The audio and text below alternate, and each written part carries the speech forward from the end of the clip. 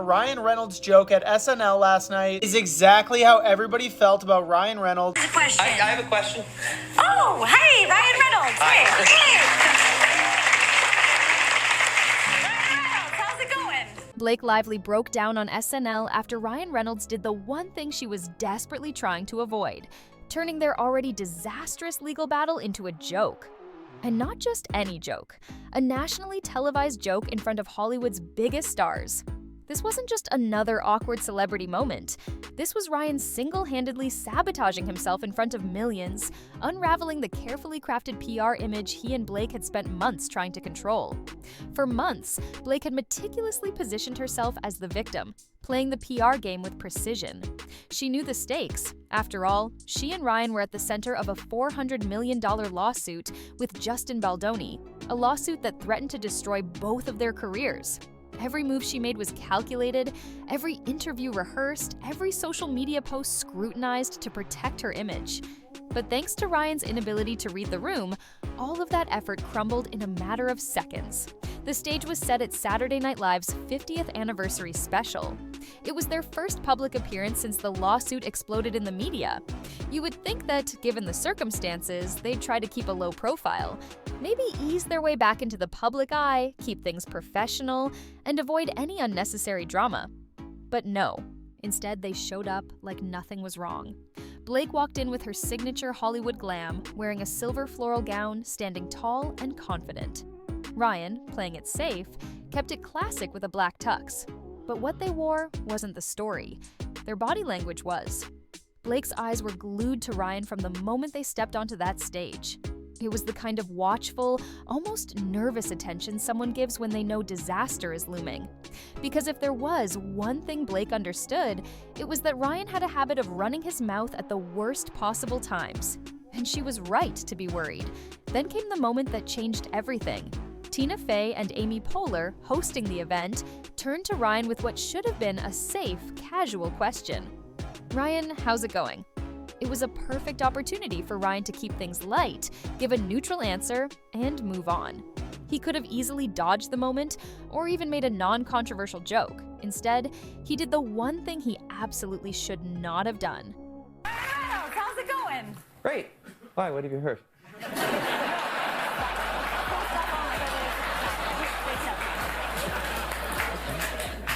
He smirked and fired back.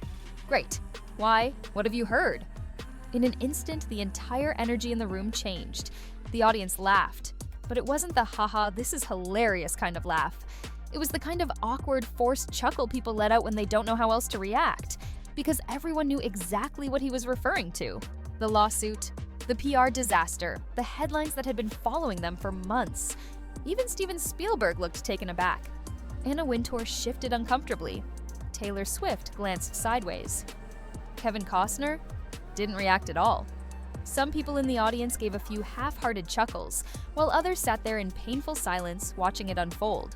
But the one person who definitely wasn't laughing, Blake Lively. The second those words left Ryan's mouth, Blake froze. Her expression hardened, her body stiffened, and her head turned sharply toward him. It wasn't subtle, it was immediate. It was the kind of reaction that screamed, "Are you seriously doing this right now?" Because if there was one thing she had been desperately trying to avoid, it was this, turning their legal scandal into SNL material. But Ryan, he didn't care. And instead of recognizing the awkwardness in the room, instead of realizing he completely messed up and backtracking, he did what he always does. He doubled down.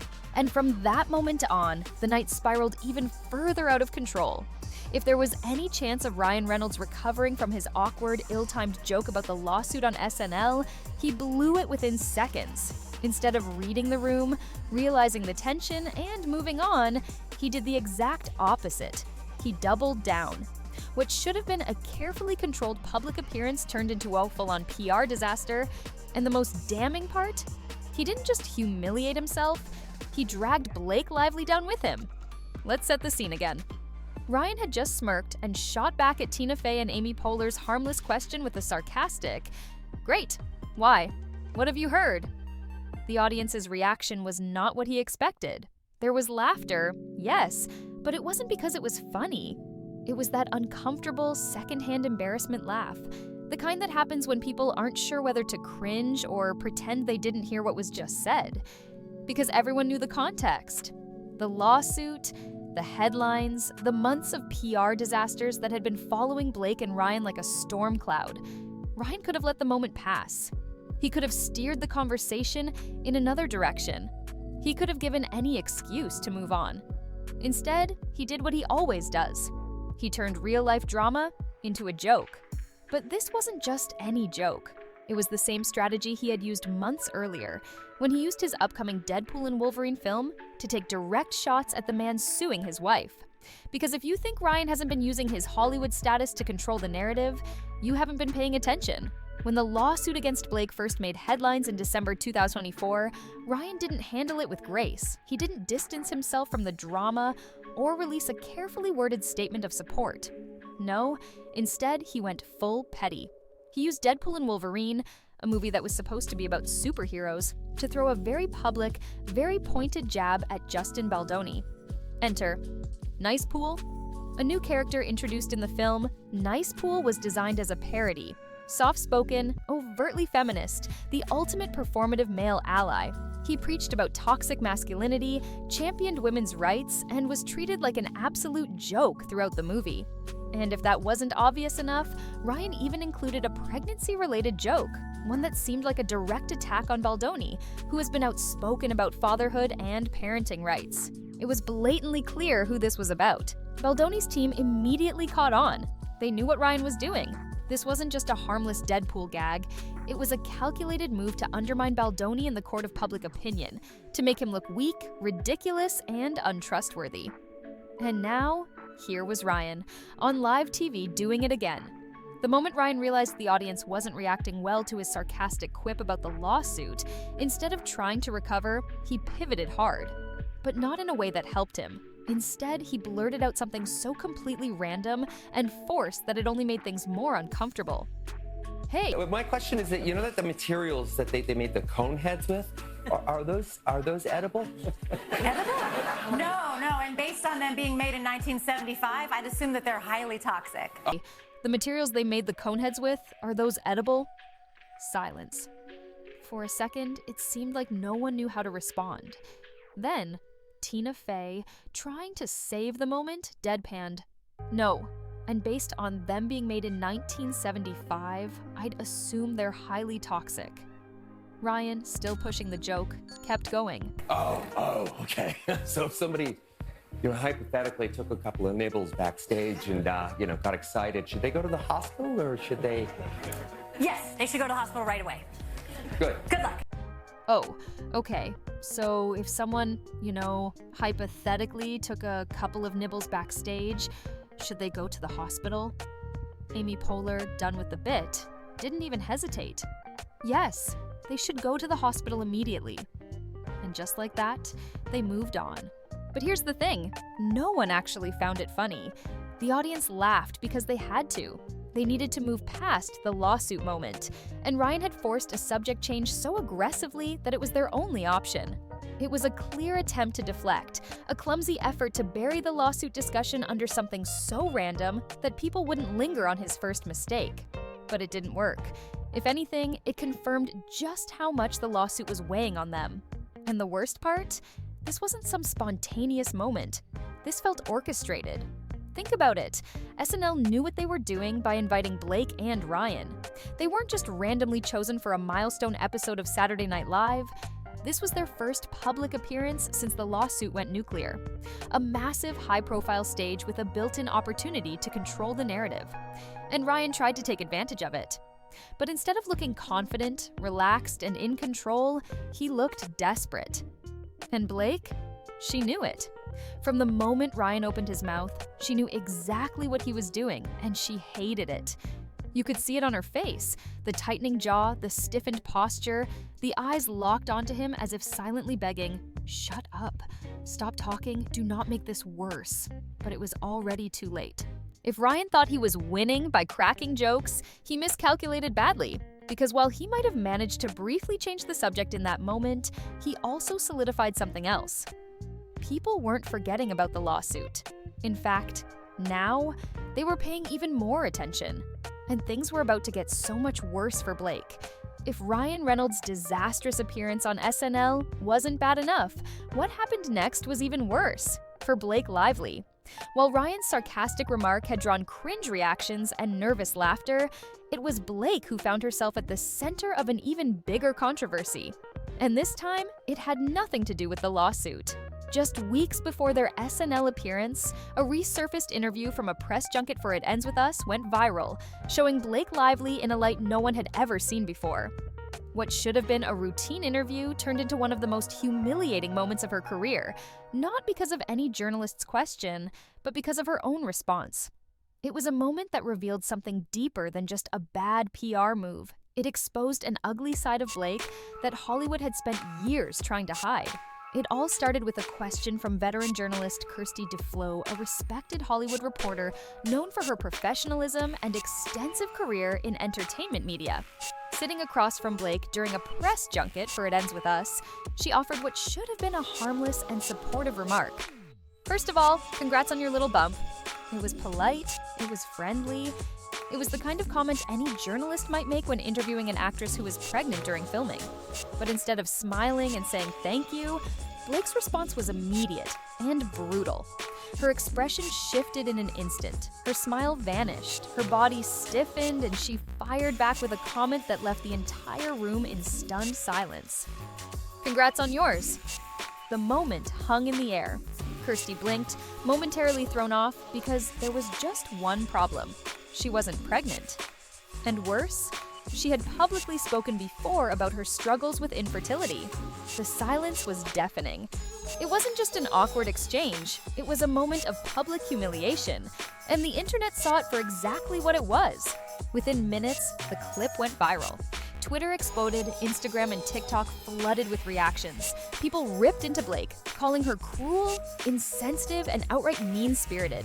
It was a level of backlash she had never experienced before. For years, Blake had been admired, not just as an actress, but as Hollywood's golden girl. She was seen as charming, poised, and effortlessly likable. But this wasn't just a slip-up. This wasn't just an awkward exchange. This was plain cruelty. And the internet saw through it immediately.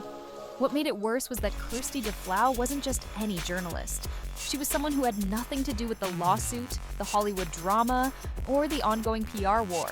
She was simply doing her job, and Blake went out of her way to publicly embarrass her. It wasn't a misunderstanding. It wasn't an accident.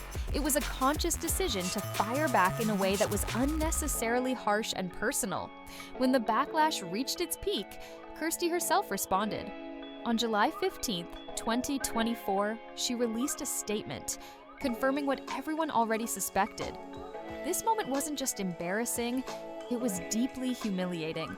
She spoke about her years of struggling to have children, explaining how Blake's words felt like a punch to the gut. And just to shut down any conspiracy theories, she made one thing very clear. She had no connection to Justin Baldoni, to the lawsuit, or to any of the PR drama surrounding Blake. She wasn't part of any smear campaign. She wasn't some planted journalist looking to take Blake down. She was simply a woman who had been blindsided by an unprovoked cutting remark. The damage was immediate and irreversible. Blake Lively's reputation, which had once been flawless, was now completely unraveling. People who had never cared about the lawsuit before suddenly had a reason to turn against her. The conversation wasn't about her case anymore. It wasn't about It Ends With Us. It was about who she really was. People began questioning whether this moment was a one-time mistake or part of a pattern, and the deeper people looked, the worse it got. As social media exploded with reactions to the interview clip, a pattern of Blake's past behavior began to surface. People started revisiting other moments in her career where she had been called out for being cold, dismissive, or even manipulative. It didn't take long before a second scandal resurfaced, this time from her Gossip Girl days. Years ago in a 2009 interview, Blake admitted to deliberately turning the Gossip Girl cast against Penn Badgley, who played her on-screen love interest. She had been unhappy about his casting at first and actively influenced the rest of the cast's perception of him. It wasn't until years later that she finally admitted that she had been wrong and that Penn was actually a great person. But now, in the wake of the press junket scandal, people were putting the pieces together, and what they were seeing wasn't pretty. For years, Hollywood had protected Blake's reputation. Her PR team had worked overtime to keep her image clean. But now, that carefully built facade was collapsing. She had spent years crafting an image of grace, kindness, and charm. But this was different. This was real, and people were finally seeing it. But if Blake thought she could recover, she was wrong. Because the worst part of this entire scandal was still coming. As her PR team scrambled to put out the fire, a new development in the lawsuit would shift everything. And this time, it wasn't just her reputation at stake, it was Ryan's too. If Blake Lively thought the backlash from her viral interview was bad, she had no idea what was coming next. As her reputation crumbled under the weight of public scrutiny, her PR team panicked. Their response? A full-scale attack on Justin Baldoni designed to shift public sympathy away from Blake and back onto her side. It was a move straight out of the Hollywood damage control playbook. If you can't win on truth, win with smears. For months, the lawsuit had been a messy but fairly even public battle. Baldoni had sued Blake and Ryan for $400 million, alleging contract violations, interference, and a power grab over It Ends With Us. Blake and Ryan's strategy had been to frame themselves as the victims, hoping that public opinion would work in their favor. But after Blake's SNL disaster and the resurfaced interview showing her publicly humiliating a journalist, people were no longer buying it. She wasn't being seen as a victim anymore. She was being seen as a bully. Her team had one last option: make Baldoni look worse. If Blake Lively thought the backlash from her viral interview was bad, she had no idea what was coming next. As her reputation crumbled under the weight of public scrutiny, her PR team panicked. Their response? A full-scale attack on Justin Baldoni designed to shift public sympathy away from Blake and back onto her side. It was a move straight out of the Hollywood damage control playbook. If you can't win on truth, win with smears. For months, the lawsuit had been a messy but fairly even public battle. Baldoni had sued Blake and Ryan for $400 million, alleging contract violations, interference, and a power grab over It Ends With Us. Blake and Ryan's strategy had been to frame themselves as the victims, hoping that public opinion would work in their favor.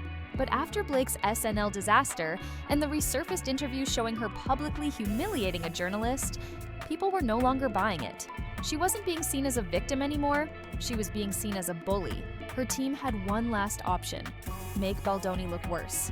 But Blake's team didn't just feed the media stories, they had also manipulated evidence. The biggest bombshell? A New York Times article that had initially framed Baldoni as controlling and unprofessional had been selectively edited to remove context from text messages, making Baldoni look far worse than he actually was. And just like that, the entire PR war collapsed. Almost immediately after the receipts dropped, the industry reaction was swift. Blake's longtime allies, co-stars, producers, executives went silent. Executives who had once backed her suddenly weren't returning her calls. Co-stars who had previously spoken in her defense were now avoiding the topic entirely. Publications that had supported her lawsuit stopped covering the case. Hollywood was distancing itself from her. Ryan Reynolds, meanwhile, was now officially dragged into the legal war. In January 2025, Baldoni's legal team confirmed that Ryan Reynolds would be personally sued for his involvement in the smear campaign. And this wasn't just about PR games anymore. This was now a case of civil extortion, privacy invasion, and abuse of power. One of the biggest revelations in the lawsuit came from a private meeting at Ryan and Blake's penthouse in March 2024. According to legal documents, senior production members, executives from Sony Pictures, and key figures from It Ends With Us were present. The purpose of the meeting? Discussing Baldoni's role in the film. But according to an industry executive who attended, this meeting was not about negotiating. It was a power move. Ryan didn't just express concerns about Baldoni, he led the charge against him. He aggressively tore into Baldoni's reputation, calling him difficult, a problem on set, and not fit to be involved in the film at all. The executive described Ryan's behavior as aggressive, humiliating, and completely unprofessional, with people in the room feeling guilty for not stepping in. This wasn't about protecting Blake from an abusive director. This was about forcing Baldoni out and securing total control over the film. And if Ryan really believed Baldoni had mistreated Blake, there was one obvious question. Why didn't he handle it through legal channels? The answer was simple, because this was never about justice. Ryan wasn't acting like a man trying to protect his wife from a bad situation. He was acting like a man determined to shut down anyone who challenged his and Blake's control over the movie. By early 2005, Blake and Ryan were officially in damage control mode. Their Hollywood reign was crumbling. Even their closest Hollywood allies were distancing themselves. At the peak of her career, Blake Lively was once untouchable. She was seen as Hollywood royalty, graceful, composed, and above drama. But behind the perfect red carpet image, behind the controlled PR machine, there was a very different Blake Lively. And now, Hollywood was done protecting her. As for Ryan, his SNL joke, his failed PR spin, and his active involvement in the smear campaign had officially tarnished his Hollywood's funny guy reputation. He went from being a universally loved actor to one of the most divisive figures in the industry. And as for Justin Baldoni, the lawsuit wasn't just about defamation anymore, it had turned into a career-destroying battle. But for Blake and Ryan, it wasn't just about losing a case. They were losing everything. Blake and Ryan once had it all: fame, power, respect. They were Hollywood's favorite couple, untouchable and universally adored. But in a matter of months, their carefully built empire collapsed.